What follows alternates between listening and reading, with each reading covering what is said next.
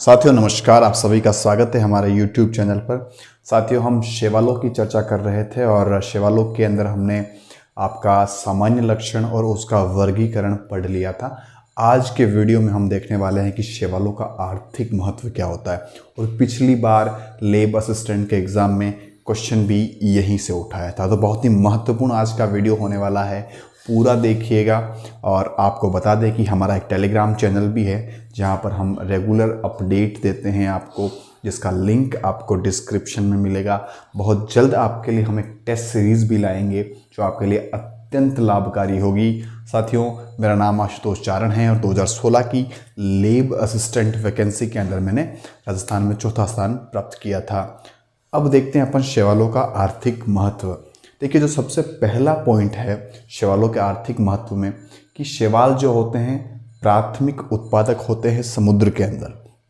ठीक है साथियों, तो उस प्राथमिक उत्पादक का होने का क्या मतलब होगा कि जब ये प्राथमिक उत्पादक होंगे, यानी कि अपन शैवालों का आर्थिक महत्व पढ़ रहे हैं और अपन एक बात कह रहे हैं कि ये जो है प्राथमिक उत्पादक, अंग्रेजी वालों के लिए प्राइमरी प्रोड्यूसर, प्राथमिक उत्पादक।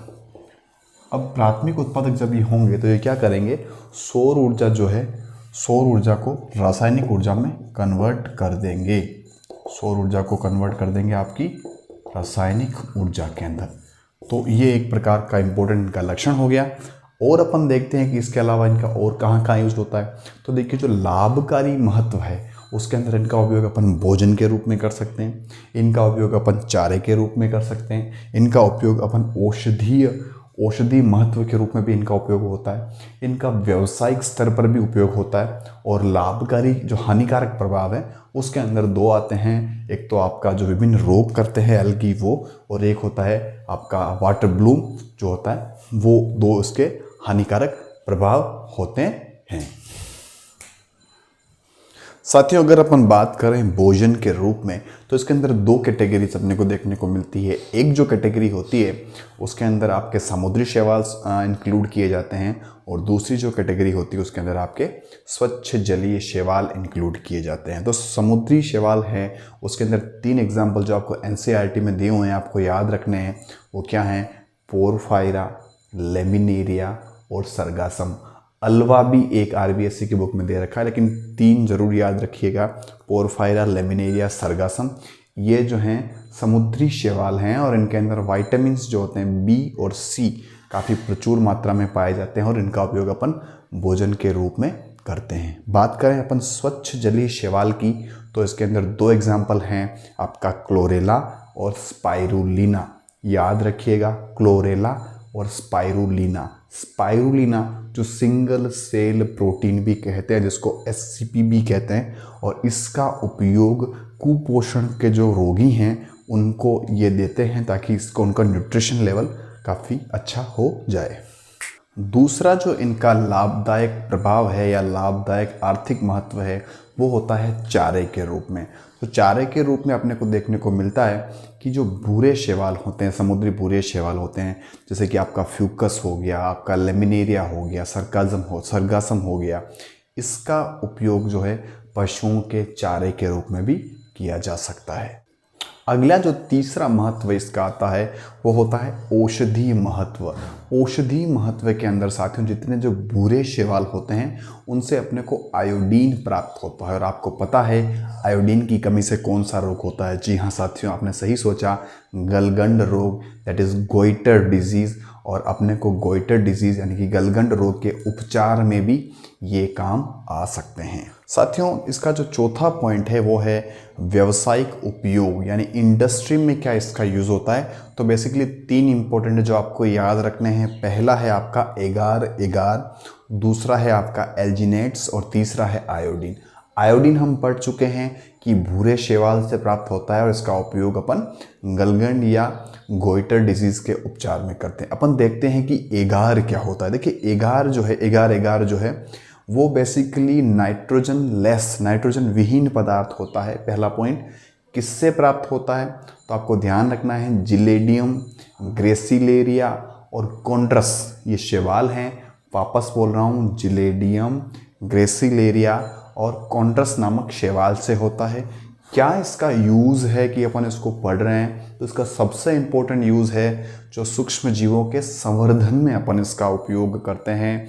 जो कहीं भी अगर आपको पेट्री डिश के अंदर जब अपन आप बीएससी वगैरह करते हैं तो आपने देखा होगा कि संवर्धन माध्यम की आवश्यकता होती है, तो वहाँ इसका उपयोग होता है।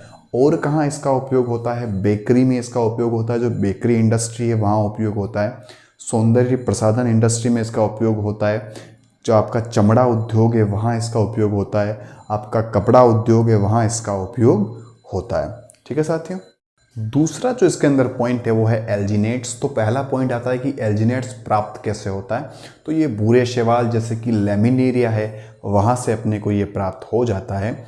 और इसका दूसरा पॉइंट है कि क्या इसका उपयोग है जो अपन इसको यहाँ पढ़ रहे हैं, तो सौंदर्य प्रसाधन, आपका कागज निर्माण, आइसक्रीम बनाने में और कपड़ा छपाई उद्योग में इसका उपयोग होता है। अगला जो इसका पॉइंट है साथियों कि कृषि में क्या लाभदायक इम्पोर्टेंस है या महत्व है आपके शैवाल का, तो इसके अंदर एक पॉइंट आता है नील हरित शैवाल। क्योंकि इसके अंदर भी नाम शैवाल है तो इसको यहाँ लिखा गया है, तो आपको ध्यान रखना है ये जो है आपका नाइट्रोजन फिक्सेशन यानी कि नाइट्रोजन स्थिरीकरण में बहुत ही इंपॉर्टेंट रोल प्ले करते हैं। अब बहुत से बच्चे पूछेंगे कि सर नाइट्रोजन फिक्सेशन क्या होता है। साथियों आपको पता है कि वायुमंडल के अंदर 78% नाइट्रोजन अपने को देखने को मिलती है, लेकिन उसके बाद भी आपने देखा होगा कि किसान यूरिया का कट्टा जो है मार्केट से ख़रीदता है जिसके अंदर 46% नाइट्रोजन होती है।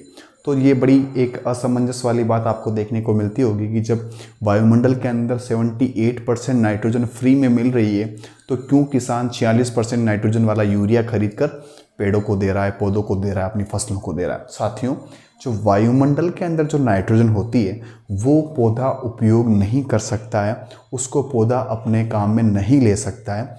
इसीलिए कुछ ऐसे शैवाल या नील हरित शैवाल जिनको साइनोबैक्टीरिया या BGA that is blue green algae भी कहते हैं, वो वायुमंडल की नाइट्रोजन को पौधों द्वारा उपयोग की जा सकने वाली नाइट्रोजन में कन्वर्ट कर देते हैं और उसी को अपन नाइट्रोजन स्थिरीकरण कहते हैं। 2-3 नाम आप याद रख लीजिएगा नीलहरित शैवाल जिनके नाम है नोस्टोक, एनाबिना, 2 याद रख लीजिए, इंपॉर्टेंट है, NCERT में मेंशन किया हुआ है। और एक ये भी बात याद रखिए जिस सॉइल की pH ज़्यादा होती है वहाँ पर भी अपन इनका उपयोग करके सॉइल की गुणवत्ता उर्वरता सुधार सकते हैं।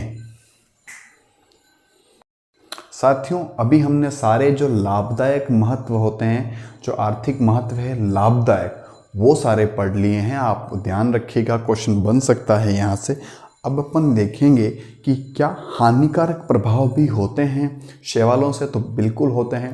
पहला क्वेश्चन जो पहला पॉइंट है इसके अंदर वो है जल प्रस्फुटन, जिसको अंग्रेजी में कहते हैं वाटर ब्लूम। तो कुछ ऐसे शैवाल होते हैं जैसे कि माइक्रोसिस्टिस हो गया, आपका ओसिलेटोरिया हो गया, ये छोटे जल निकाय में काफ़ी अधिक संख्या में पाए जाते हैं और जब बहुत अधिक संख्या में ये ग्रो कर जाते हैं तो वहाँ इनकी वापस मृत्यु भी हो जाती है। और जब इनकी मृत्यु होती है तो वहाँ एक दुर्गंध उत्पन्न होती है और उस जल निकाय के अंदर ऑक्सीजन की मात्रा अचानक कम हो जाती है। अगर ऑक्सीजन की मात्रा कम हो जाएगी तो उस जल निकाय के अंदर जो जीव रह रहे हैं, जो ऑक्सीजन का उपयोग कर रहे हैं, उनकी मृत्यु होना शुरू हो जाती है। साथियों अब अपन देखेंगे कि शैवाल क्या कोई डिजीज़ भी उत्पन्न करता है। तो शैवाल के अंदर डिजीज़ में आपको ध्यान रखना है कि एक सिफेल्यूरोस नामक का परजीवी शैवाल होता है, वो चाय, कॉफ़ी और काली मिर्च इनमें लाल रोली दैट इज़ अंग्रेजी में रेड रस्ट डिजीज़ करता है। और ये क्वेश्चन लैब असिस्टेंट एग्ज़ाम में पूछा गया था। तो आर्थिक महत्व वाला जो सेगमेंट है काफ़ी इंपॉर्टेंट होता है अपने एग्ज़ाम्स के लिए। और क्या है, तो आपको एक तो रेड रस्ट डिजीज़ याद रखनी है, यानी कि ये शैवाल करता है, और सिफेल्यूरोस नामक का शैवाल करता है चाय, कॉफ़ी और काली मिर्च में, हिंदी में लाल रोली, अंग्रेजी में रेड रस्ट डिजीज़। ठीक है साथियों। एक और है गोनियोलेक्स नामक का शैवाल होता है, वो शैवाल कुछ विष स्रावित करता है और वो जब मनुष्य जो मछली के साथ मनुष्य के शरीर में अगर एंटर कर जाता है तो मनुष्य के शरीर में लकवा बीमारी हो जाती है। तो ये हमने शैवाल वाला टॉपिक जो है पूरा कवर कर लिया है। आशा है आपने इसको देखा होगा, इसके नोट्स बनाए होंगे, ये आपके एग्ज़ाम में काफ़ी मदद करेगा। हमारे चैनल को शेयर करें और लोगों को पहुंचाएं, सब्सक्राइब करें। धन्यवाद।